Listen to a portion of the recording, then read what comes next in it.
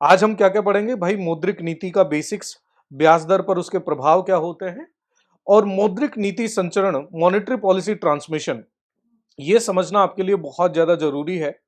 क्योंकि at the end भाई मौद्रिक नीति में जो भी चेंज आए उनका बाजार में ब्याज दरों पर क्या प्रभाव पड़ा, क्या, माफ कीजिएगा, क्या मॉनेटरी पॉलिसी में जो बदलाव आए उनका कंज्यूमर को, बैंक कंज्यूमर्स को क्या उसका फायदा मिला, ये भी आपके लिए जानना बहुत ज्यादा जरूरी हो जाता है। तो उन्हीं सभी चीजों को पढ़ेंगे और इसके साथ साथ ये भी देखेंगे कि इसमें बड़ी चुनौती क्या आती है, क्या चैलेंजेस आते हैं, उनको समझने की कोशिश आज हम करने वाले हैं। So let's start the class. और एक बेसिक सी चीज सबसे पहले आपको बता दें कि भाई मॉनेटरी पॉलिसी होती क्या है और इसके प्रमुख उपकरण कौन कौन से हैं। तो मॉनेटरी पॉलिसी पर बहुत बार हमारी चर्चा हुई है। Monetary policy basically that part of economic policy, ये साधारण तौर पर आर्थिक नीति ही होती है जो कि आरबीआई द्वारा परफॉर्म की जाती है, जिससे कि मुद्रा आपूर्ति में बदलाव लाया जा सके, मॉनेटरी मनी सप्लाई के अंदर चेंजेस लाए जा सके, मुद्रा आपूर्ति में बदलाव के लिए आरबीआई द्वारा बनाई जाने वाली आर्थिक नीति को ही मौद्रिक नीति कहते हैं। सबसे पहले मौद्रिक नीति बनाता कौन है? तो RBI is the whole and sole authority, RBI is the whole and sole authority for monetary policy. लेकिन याद रखिएगा, मॉनेटरी पॉलिसी डिसाइड करने में पेरेंट ऑर्गेनाइजेशन आरबीआई ही है, लेकिन आरबीआई के अंतर्गत एक मॉनेटरी पॉलिसी कमेटी होती है। Under RBI there monetary policy committee, जिसे हम बोलते हैं मौद्रिक नीति समिति।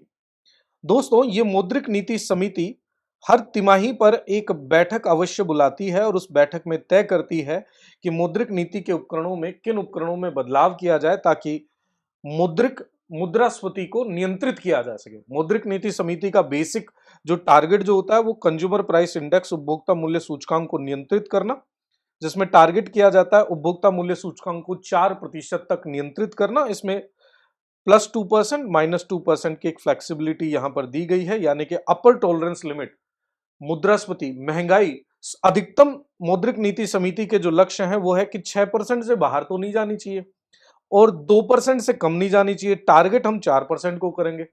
ये सारी की सारी ब्ला ब्ला ब्ला बातें आपको पता ही है। मौद्रिक नीति का उद्देश्य क्या होता है? तो मौद्रिक नीति का पहला उद्देश्य होता है कीमतों में स्थिरता।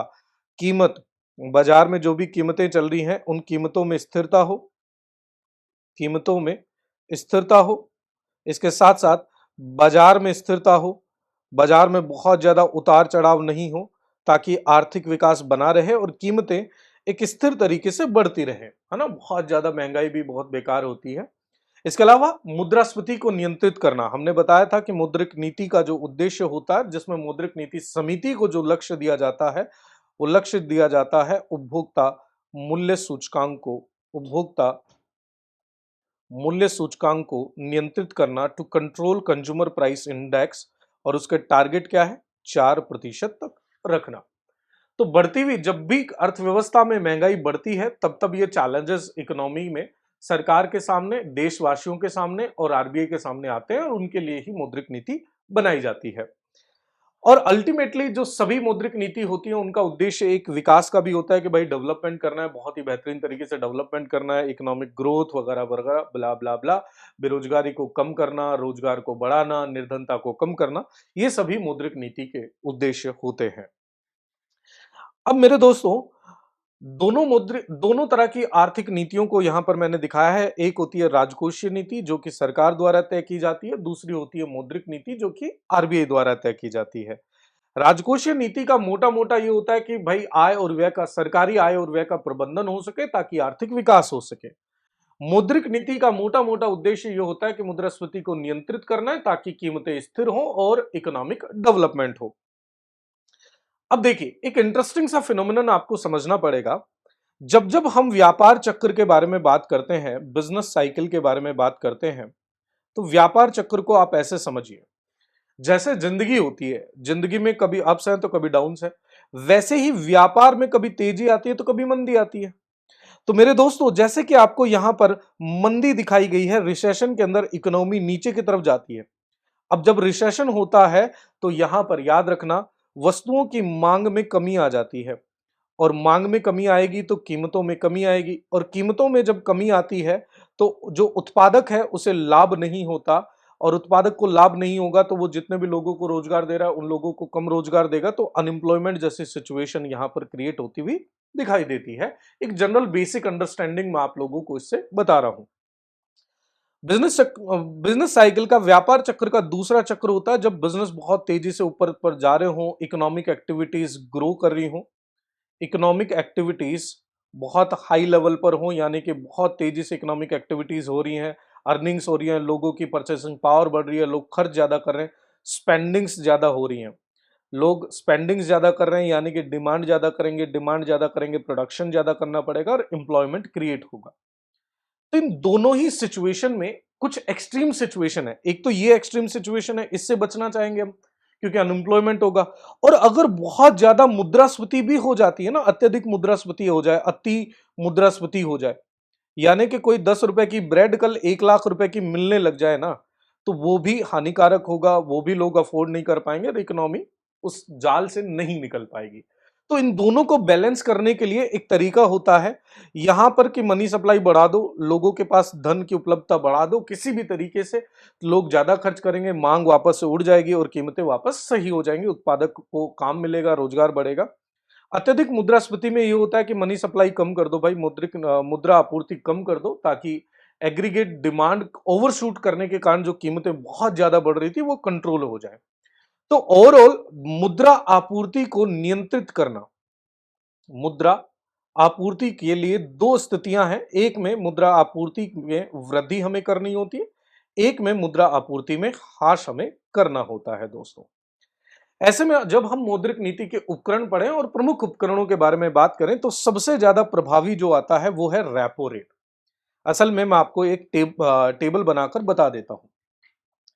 जब मौद्रिक नीति की हम बात करें, मॉनेटरी पॉलिसी के बारे में जब हम बात करते हैं तो दो तरह के उपकरण इसमें होते हैं। एक होते हैं मात्रात्मक उपकरण, जो कि basically quantity of money supply को इंक्रीज और डिक्रीज करेंगे। इन्हें क्या बोलते हैं हम? इन्हें बोलते हैं हम मात्रात्मक उपकरण दोस्तों। वी कॉल देम, वाइट ही ठीक है ना, वी कॉल देम मात्रात्मक उपकरण, क्वांटिटेटिव टूल्स। मात्रात्मक उपकरणों में आते हैं रिजर्व रेशियो, कुछ रिजर्व रखने पड़ते हैं बैंकों को, उनको बोलते हैं रिजर्व रेशियो, जैसे कि नगद आरक्षित अनुपात, cash reserve ratio, SLR, statutory liquidity ratio. एक होता है बैंक रेट। बैंक दर वो दर होती है जिस दर पर आरबीआई सभी वाणिज्यिक बैंकों को दीर्घावधि उधार देता है। फिर एक इंपॉर्टेंट आता है रेपो दर। रेपो दर है क्या? रेपो दर वो इंटरेस्ट रेट है, वो ब्याज दर है जिस पर आरबीआई बाकी वाणिज्यिक बैंकों को अल्पा अवधि ऋण देता है। कि भाई शॉर्ट टर्म के लिए 90 दिन से कम के लिए ओवरनाइटली यूजुअली यूज किया जाता है, अल्पावधि ऋण उपलब्ध कराता है। असल में रैपो का एक अलग से फिनोमिनन भी है, किसी दिन आप मुझे कमेंट सेक्शन में लिखकर बता देना, रैपो की अलग से क्लास भी ले लेंगे, रैपो ऑपरेशन पूरा मैं समझा दूंगा। मोटा मोटा तौर पर ऐसे ही समझो। एक होती है रिवर्स रैपो दर। रिवर्स रैपो दर होती है कि जिस दर पर आरबीआई जिस दर पर आरबीआई आरबीआई वाणिज्यिक बैंकों से, किनसे? बैंकों के जमा स्वीकार करता है। हाँ भाई, जैसे हमारे पास पैसा हो जाए तो हम एसबीआई में जाते हैं ना पैसा जमा कराने, ऐसे ही बैंकों के पास पैसा ज्यादा हो जाएगा, किसके पास जाएंगे? आरबीआई के पास। उस पर जो ब्याज दर होती है रिवर्स रेपो रेट। अब रेपो रेट से ही लिंक्ड होती है रिवर्स रेपो रेट। ऐसे आगे मार्जिनल स्टैंडिंग फैसिलिटी, ऐसे ही स्टैंडिंग डिपॉजिट फैसिलिटी, ये सारी इंटरलिंक होती है रेपो से। और यही कारण है मेरे दोस्तों, रेपो दर को पॉलिसी रेट कहा जाता है, क्योंकि मेन जो कर्ता धर्ता मौद्रिक नीति संचरण में पॉलिसी रेट है, रेपो रेट है। इसीलिए आमतौर पर आप बाकी चीजों में बहुत कम बार बदलाव देखते हो, रेपो दर को मेन की माना जाता है। और यही मैंने यहां पर शो किया है, इंपैक्ट इसका सबसे ज्यादा होता है वेरी हाई। रिजर्व रेशियो उससे कम अनुपात होता है, ओएमओ उससे कम होगा, गुणात्मक उपकरणों का उससे भी कम प्रभाव आपको देखने को मिलता है। अब खबर क्या है? खबर है कि आरबीआई गवर्नर जो संजय मल्होत्रा साहब अब आरबीआई गवर्नर बन चुके, इससे पहले शक्तिकांत दास साहब थे, इनकी अध्यक्षता की ये पहली मौद्रिक नीति समिति की बैठक है जिसमें ब्याज दर पर फैसला लिया जाएगा। ये आरबीआई ने फरवरी 2023 से रेपो को 6.5% पर परिवर्तित रखा है, यानी कि रेपो रेट पिछले 2 साल से 6.50% है, यानी कि इसी ब्याज दर पर आरबीआई कमर्शियल बैंकों को यानी कि बाकी वाणिज्यिक बैंकों को उधार देता है। अब साहब, अब देखो समझना एक चीज मेरे दोस्तों, भाई एक चीज समझो, एक तरफ है आरबीआई, ठीक है, और दूसरी तरफ कमर्शियल बैंक है, लेट्स सपोज एसबीआई। अब आरबीआई एसबीआई को 6.50% पर ब्याज पर लोन दे रहा है। अब एसबीआई का काम क्या है? देखो, एसबीआई एक तो डिपॉजिट लेता है हमसे, जमा स्वीकार करता है। मान लो डिपॉजिट वो ले रहा है 4% पर, करेक्ट बात है। आरबीआई से ले रहा है पैसा 6.5% पर, और हमें जो उधारी, जो लेंडिंग रेट जो है, उधारी दर जो है, एसबीआई जिस इंटरेस्ट रेट पर हमें लोन दे रहा है, लेट्स सपोज 12%, बीच में जो होगा वो प्रॉफिट मार्जिन हो जाएगा, इसका लाभ हो जाएगा। तो असल में होता क्या है, जनरल अंडरस्टैंडिंग क्या है?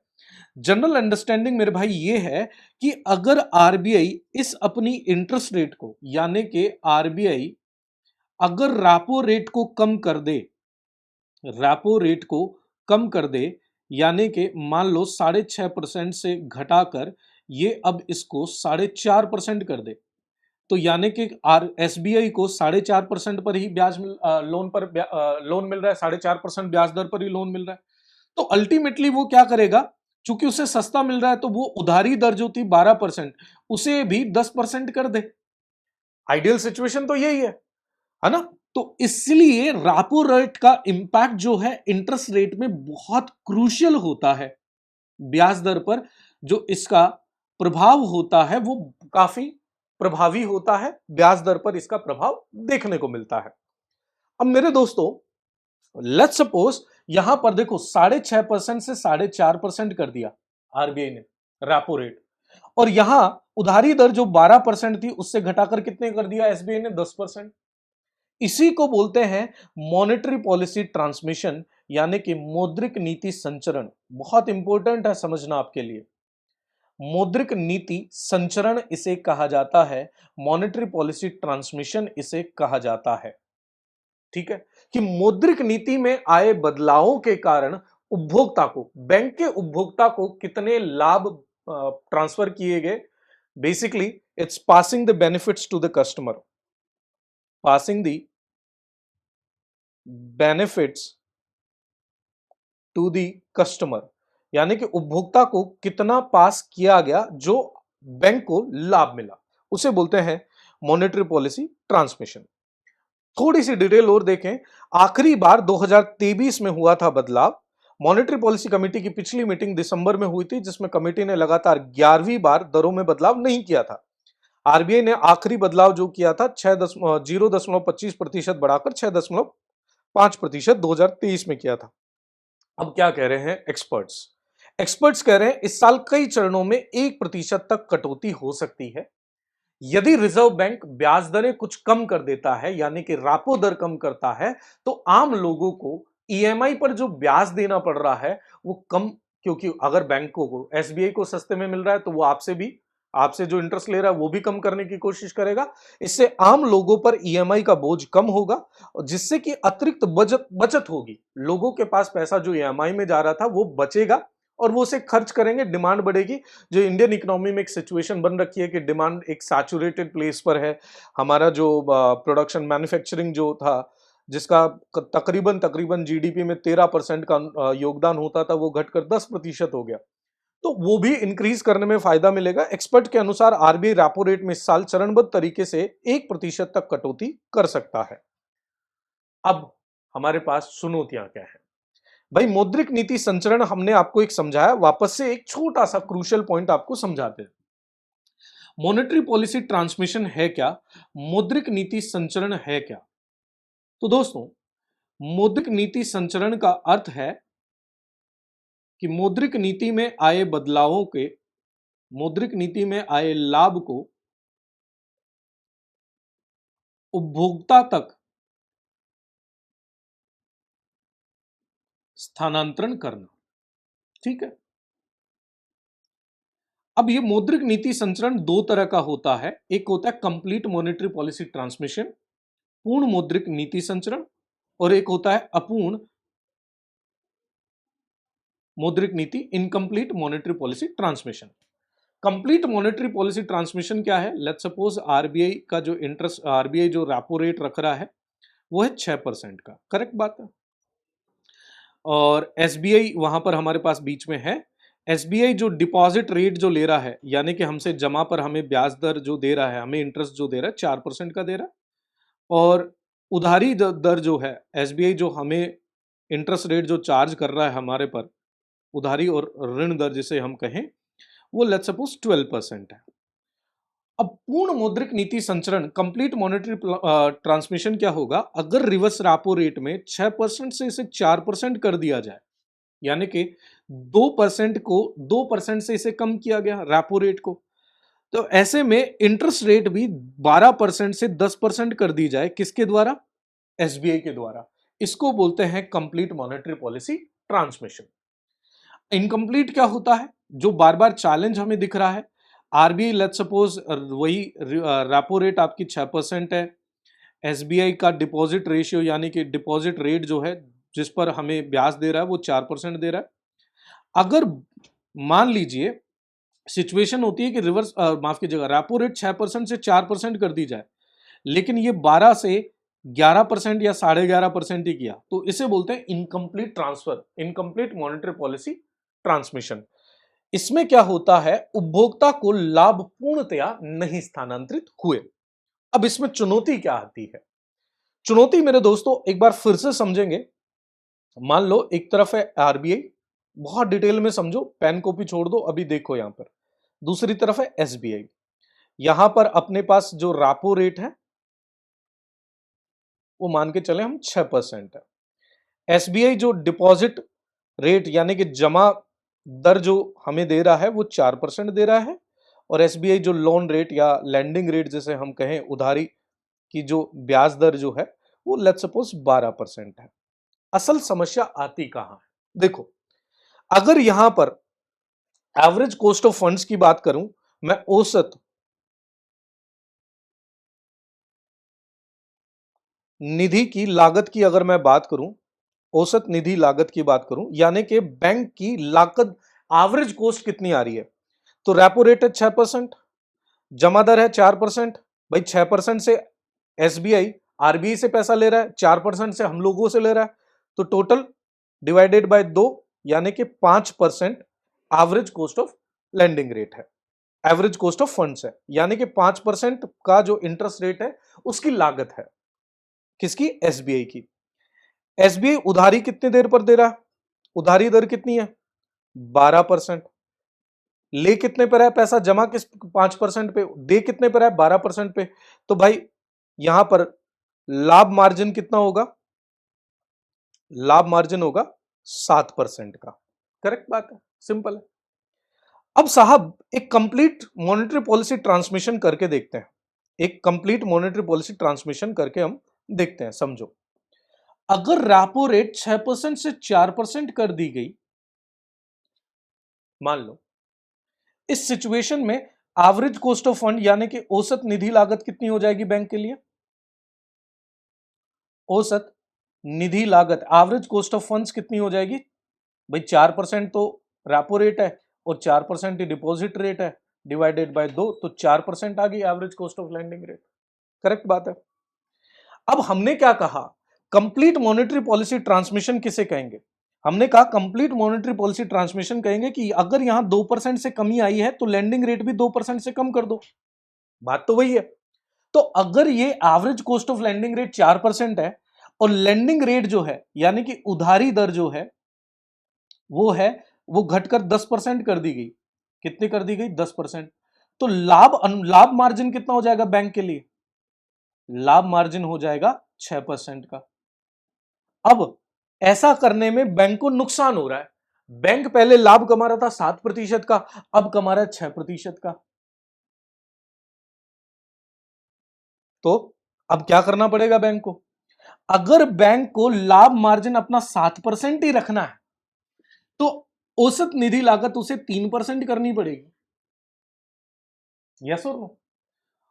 यानी कि मान लो रेपो रेट तो घटकर 4% कर दी गई, जमा दर जो थी उसकी, उस जमा दर को उसे घटाकर कितना परसेंट करना पड़ेगा? 2%।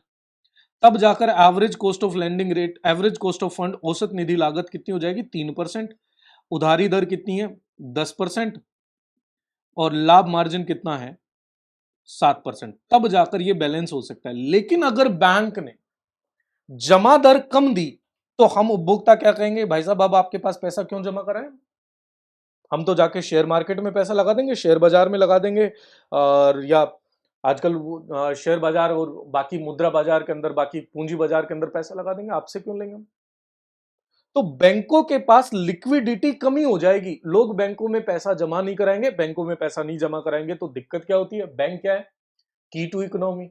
भाई बैंक ही तो, क्रेडिट क्रिएशन पावर बैंकों के पास है, तो पैसे से पैसा नहीं बनेगा। ये सबसे बड़ी चुनौती होती है। इसलिए डेवलपिंग कंट्रीज में आपको ज्यादातर इनकम्प्लीट मॉनेटरी पॉलिसी ट्रांसमिशन देखने को मिलता है, यानी कि पासिंग, जो बैंक्स है, passing on the benefits to the customer नहीं कर पाते हैं। ये बड़ा चैलेंज होता है, और यही कारण है कि भाई पहले भी ये चैलेंज हमारे सामने आया। अब इसे सॉल्व करने के कुछ एक तरीके अगर डेवलप्ड कंट्रीज में देखोगे तो वहां पर कॉर्पोरेट मार्केट जो है, कॉर्पोरेट बॉन्ड मार्केट है, वो प्ले के अंदर आ जाता है। डेवलपिंग कंट्रीज के अंदर इतना वो विकसित नहीं होता है। ये सारा का सारा चैलेंज हमें आरबीआई को फेस करना पड़ता है। दैट इज द रीजन कि complete monetary policy transmission developing Nations में होता हुआ नहीं दिखाई देता। करेक्ट बात है। आपको ए टू जेड सारी सारी चीजें बता दी हैं। फिर भी अगर आपका जो भी कोई भी डाउट हो, आप मुझे नीचे कमेंट सेक्शन में लिखकर बता दीजिएगा। क्लास कैसी लगी वो भी जरूर लिख के बता दीजिएगा। मिलता हूं नए टॉपिक के साथ, नए और सब्जेक्ट, नए टॉपिक के साथ और नए अपडेट्स के साथ। तब तक के लिए ख्याल रखिए, ध्यान रखिए। Thank you so much. और मुझे लिखकर जरूर बताइएगा। जय हिंद, जय भारत। Thank you.